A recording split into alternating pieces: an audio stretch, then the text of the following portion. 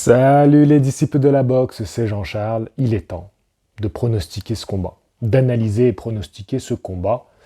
Et dans cette vidéo, j'ai choisi un angle un petit peu différent. Je vais vous donner 5 raisons de croire en Deontay Wilder.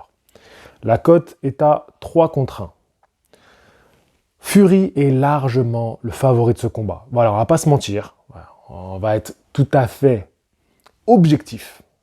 Quand on a regardé Golovkin-Canelo 1, quand on a regardé Golovkin-Canelo 2, tout le monde est d'accord pour se dire qu'au 3e combat, on voit Canelo encore meilleur. Pourquoi ce serait différent avec Tyson-Fury? Sachant que Fury n'arrête pas de le répéter, il a gagné le 1er combat. Wilder n'est pas dupe, d'ailleurs il ne répond jamais à ça, il sait que c'est vrai. Mais Wilder a touché et a mis au tapis Tyson-Fury. Tyson-Fury a surclassé au 2e combat. Déjà qu'il avait surclassé au 1er combat, mais en tout cas, il est venu chercher Wilder sur son propre terrain, le combat de puissance, le corps à corps, et il a réussi à stopper Wilder. Même si Wilder n'en démord pas, j'aurais pas dû être arrêté, ok, mais il est allé au tapis de nombreuses reprises, et surtout, il n'avait aucune solution pour stopper les attaques de Fury, donc il était complètement dominé. Donc si on suit cette logique, Fury va une nouvelle fois dérouler et dominer Wilder. Mais j'ai quand même des bons arguments à vous soumettre aujourd'hui. Avant de commencer mes arguments, vous vous souvenez du combat Usyk-Joshua? Vous vous souvenez, arrête, tu te souviens. Même les fans de Jojo, vous vous souvenez. Dans ma vidéo pronostic, j'avais dit ça. Si Joshua fait ce qu'il a fait depuis qu'il a rencontré Dillian Whyte, depuis qu'il a ensuite eu de l'expérience et qu'il a compris que son menton il était un peu fragile et qu'il fallait qu'il fasse quand même gaffe, il est dans ce mode-là, ce Joshua-là, qui est calculateur, qui profite de son allonge, qui marque les coups de loin, il ne verra pas le jour face à Usyk, très sincèrement. Parce que Usyk va le prendre de vitesse. Usyk va anticiper ses attaques. Usyk va passer dessous, va passer sur les côtés. Et il va rentrer à sa distance, et là, ça va aller assez vite, en tout cas suffisamment vite, pour toucher Joshua sur certains angles. Et les coups qu'il va prendre, ça va commencer à faire douter Joshua, et s'il commence à sortir un peu de son combat, ça sera forcément à l'avantage de Usyk au fil des rondes. Mais j'ai pas voulu y croire. J'ai pas voulu y croire en ce que je visualisais du combat. J'ai pas voulu y croire. Donc peut-être que là, on peut se dire, allez, viens, on y croit. Mais bon, je t'avouerai que j'ai beaucoup de mal. Oui, je suis un supporter de Wilder. Team Cell, vous savez, Perfect Cell, le corps parfait. Face à Boubou, ça va être très difficile. Mais bon, on va essayer de chercher un petit peu, on va décortiquer, on va chercher des arguments. La première raison de croire en Wilder, c'est son nouveau camp d'entraînement.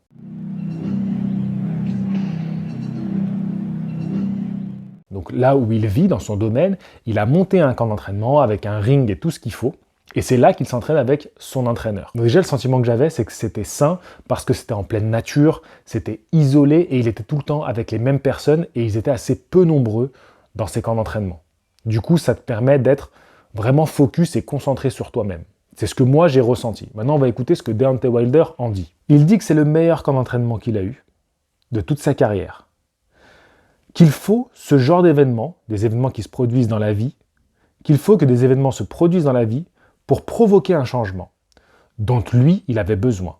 Dans ce camp, il n'avait aucune distraction, qu'il était juste heureux, qu'il était bien mentalement, physiquement, émotionnellement et spirituellement. Donc vous voyez, les mots de Wilder correspondent à ce que moi, j'avais ressenti en regardant les vidéos d'entraînement, les photos, en allant voir 2-3 articles à droite à gauche. Et pour moi, c'est très important, parce que quand tu as subi une grosse défaite comme ça, si tu es confronté tout le temps à du monde, parce que tu sais comment sont les gens. Moi, j'ai vu dans des vestiaires, le mec, il vient de se prendre un KO, tu as 6 personnes autour de lui qui sont en train de lui expliquer comment il aurait dû combattre. Mais est-ce que c'est le moment de lui dire ça? À quoi ça sert? Est-ce que là, il est prêt à entendre ça? Ça sert à qui? cassez-vous. J'avais envie de leur dire, mais fermez-la. Laissez-le tranquille. Tu vois, il vient de se prendre un KO, c'est bon, ouais, vas-y. T'es là, 6 personnes autour de lui, ouais, mais t'aurais dû faire ci, t'étais ci, t'étais ça. Vas-y, cassez-vous. Tu vois? Et quand t'es champion du monde, que tout le monde a vu ta défaite, que tout le monde a des choses à dire sur ta défaite, que tout le monde va te donner des conseils, eh ben, c'est pas plus mal de prendre du recul. Et là, bah, c'est prendre du recul physiquement. La deuxième raison, je dirais, c'est que c'est cette nouvelle équipe. Enfin, nouvelle équipe, pas vraiment nouvelle équipe. On va en parler.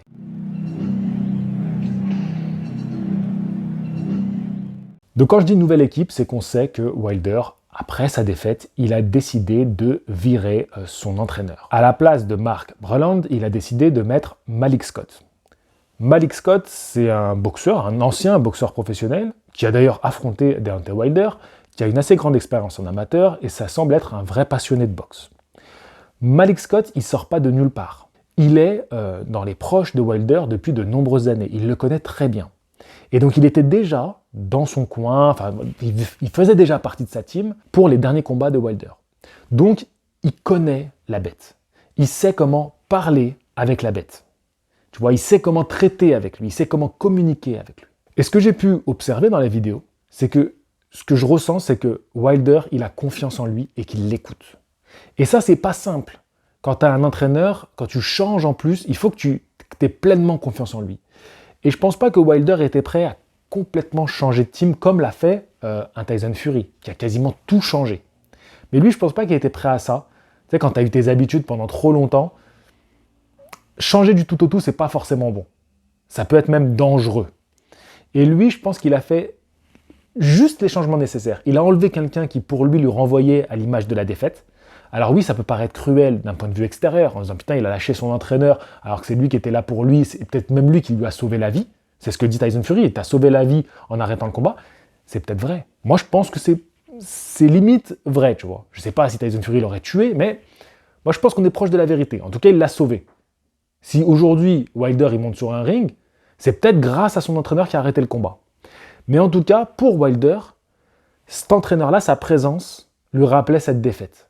Lui rappelait cet échec, lui rappelait cet abandon. Parce que cet entraîneur a abandonné, c'est vrai. Il a pris la bonne décision, mais il a abandonné. Et le choix de Wilder, ça a été de se dire, bah non, je mets un mec à mes côtés qui croit complètement en moi et qui n'abandonnera pas. En tout cas, c'est ce qu'il pense. Peut-être que Malik Scott va abandonner pendant le combat. Mais au moment où Wilder prend cette décision, c'est une bonne décision. Il s'entoure de quelqu'un en qui il a confiance.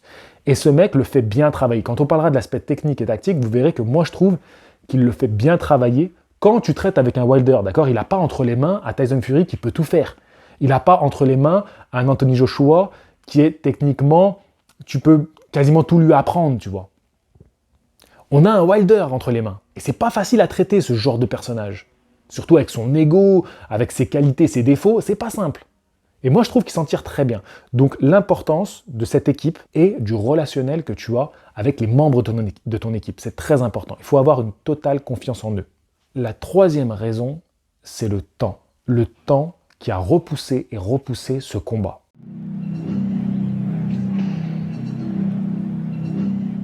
Le temps, comme je le disais tout à l'heure, a permis à Wilder de digérer la défaite. Ça a permis aussi que son adversaire commence à se disperser.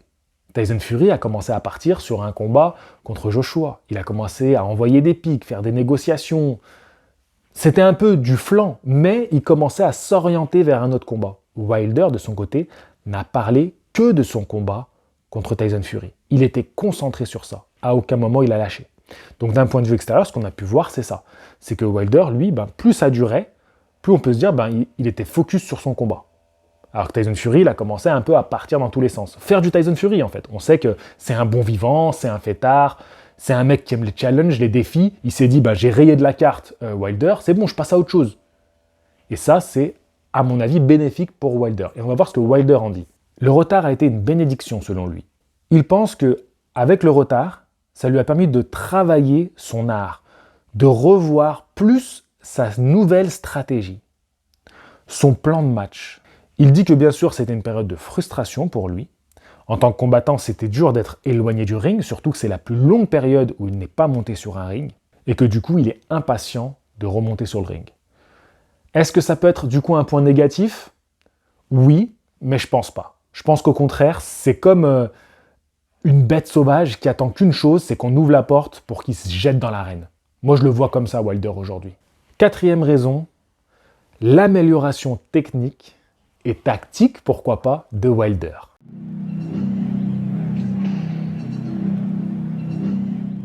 Alors là, on est sur le point le plus controversé. Est-ce que Wilder va arriver avec une nouvelle tactique, un nouveau plan de combat? Ça, c'est la grande interrogation. On va regarder un petit peu comment Malik Scott a entraîné Wilder.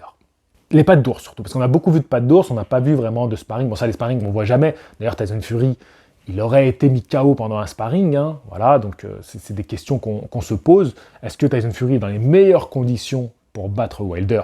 C'est l'interrogation, c'est un petit peu le doute qu'on a. Mais concentrons-nous encore une fois sur Wilder, parce que moi, je vous dis que pour moi, Fury, c'est le favori, même si je vois des petits points noirs, on peut se dire, ça peut douter pour lui. J'y crois pas trop. J'y crois pas trop. Mais en tout cas, je me focus sur Wilder parce que c'est lui qui a le moins de chances de réussir. Donc on essaie un petit peu d'analyser où est-ce qu'il y a des chances. Tactiquement, est-ce qu'on peut améliorer un Deontay Wilder? Et là, ça semble être très difficile. Un des points que j'ai pu observer pendant les combats entre Wilder et Fury, ça a été la gauche de Wilder. Comment Wilder a utilisé son bras avant. Fury est un homme très grand, il est difficile à toucher et il utilise très bien son bras avant pour te rendre complètement fou et t'empêcher de travailler. Mais Wilder arrivait à timer Fury quand il désaxait et qu'il rentrait sa gauche pendant que Fury rentrait lui-même avec sa gauche. Et à plusieurs fois pendant les combats, il a réussi à toucher en pleine face Fury.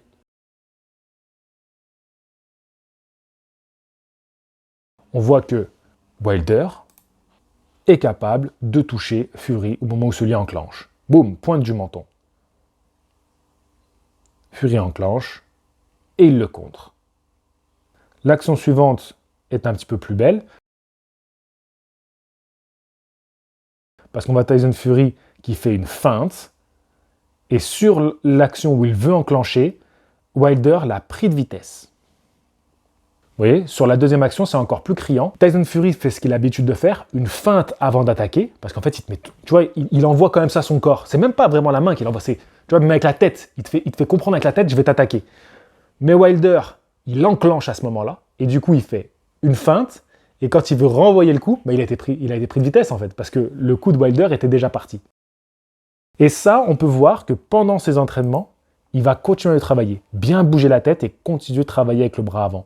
Vous voyez, la tête qui sort de l'axe et le bras qui vient toucher, on espère, le menton de Tyson Fury.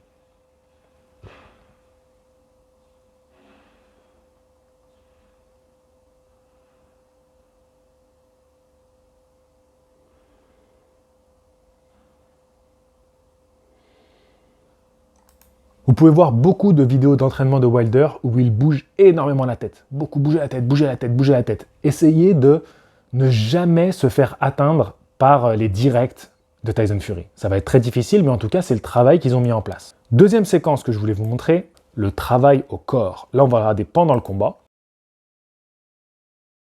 Première attaque de Wilder qui vient chercher fort avec le bras gauche, donc un crochet au foie. Directement, il fait une petite feinte de corps et il y va fort en bas. Et sur la suite de l'action, il évite deux bras avant, donc retrait du buste, il évite deux jabs et il redescend pour frapper fort en bas avec cette fois-ci le bras arrière. Donc encore une fois, je vous montre que pendant un combat, Wilder avait déjà essayé de travailler au corps Tyson Fury.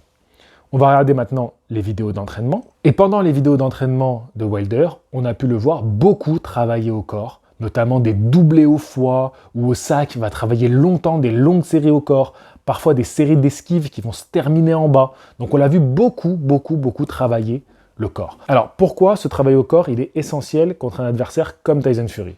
Déjà, il est grand, il est chiant à aller chercher au visage, parce que il joue de sa taille et en plus il joue de ses longs bras pour t'emmerder et t'empêcher d'avancer. Et puis, il a des bonnes jambes, il est très mobile. Donc du coup, contre un adversaire mobile, qu'est-ce qui est le plus difficile à bouger? C'est le bas du corps. Et c'est pour ça qu'on dit qu'il faut aller marteler ton adversaire en bas, et ça va en plus, au fil des rounds, lui couper les jambes. Pour finir, techniquement, l'arme secrète de Wilder, on le sait tous, c'est sa droite. Vous avez été nombreux à me le rappeler. Oui, Wilder, il est perdu d'avance, mais avec lui, un coup, et on retourne le combat. On sait, on le sait. Mais du coup, comment arriver à faire qu'on surprenne un Tyson Fury qui, ça y est, il la connaît par cœur à droite. Il l'a annulé quasiment au premier combat, même si il en a quand même pris une ou deux bonnes. Mais sur le deuxième combat, mec, il ne les prenait plus. Il ne les prenait plus, il les accompagnait super bien, et il a fait en sorte de ne plus se faire toucher. Donc comment on arrive à surprendre un Tyson Fury? On va voir dans cette série d'entraînement avec Malik Scott, qui va travailler la droite, mais de différentes manières. Le 1-2, série d'esquives droite, esquive droite. Vous voyez? Toute une série de coups, et les droites arrivent à chaque fois différemment.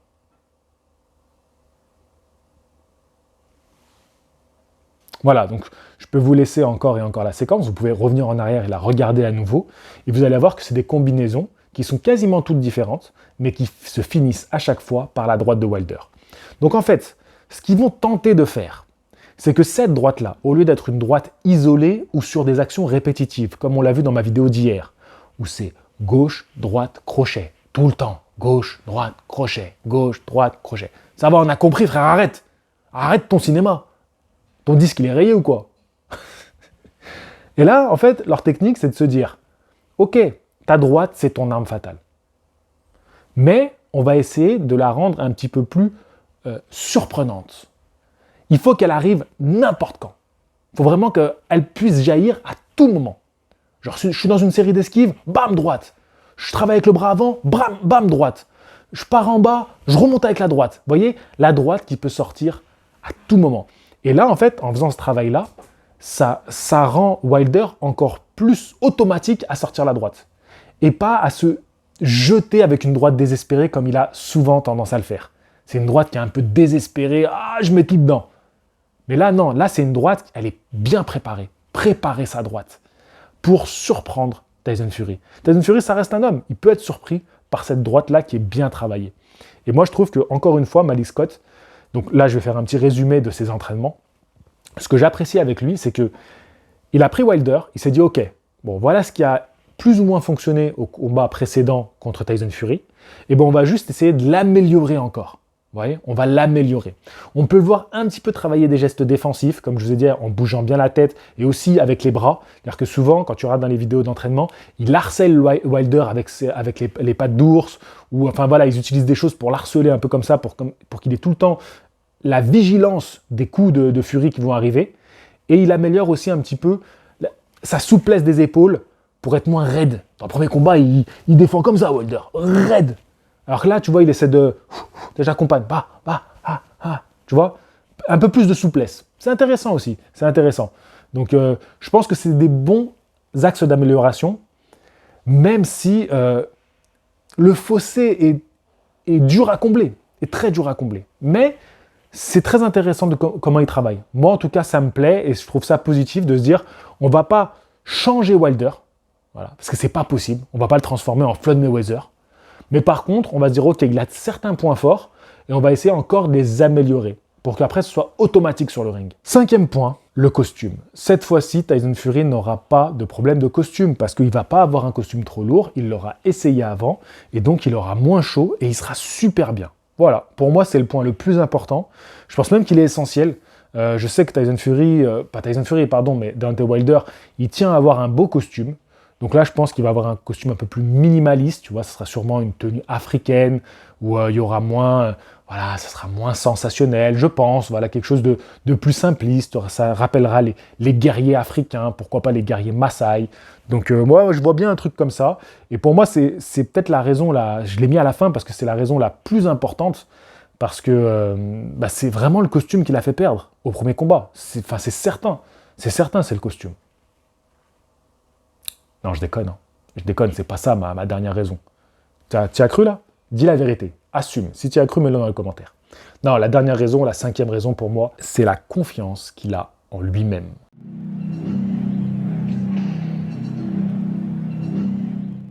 Cette confiance en soi, chez Wilder, elle est impressionnante. Et bien sûr, on peut se moquer de toutes les excuses qu'il a sorties. qu'il se serait convaincu de ses excuses. Mais Wilder a une force et une détermination à toute épreuve. Je voudrais faire un petit comparatif avec Joshua, qui, dès qu'il a perdu, il dit « Oh oui, mon adversaire, il était trop bon, je vais prendre mes notes et je vais rectifier ça à la salle. » Frank Warren, il a bien répondu à ça. Bon, bien sûr, c'est pas le promoteur de Joshua, mais il dit mec, il a plus de 30 piges, c'est bon, il arrête d'apprendre maintenant. Il a merdé, c'est tout, il faut assumer. Il faut arrêter de lui dire non mais il est encore en train de s'améliorer et tout. Franchement, Frank Warren, il m'a fait rire quand j'ai vu sa déclaration. Je me dit franchement, il a pas tort, tu vois. Faut arrêter, tu vas toujours dire non mais il s'améliore, il est encore en train d'apprendre. C'est bon, tu t'es fait torcher. Voilà, tout le monde l'a vu. Mais en tout cas, tout le monde a vu que Wilder s'est fait torcher, c'est clair. Mais ce mec ne lâche pas. Il va pas reconnaître non mais je vais réapprendre, je vais me réajuster. Non. Lui, c'est j'en ai rien à foutre.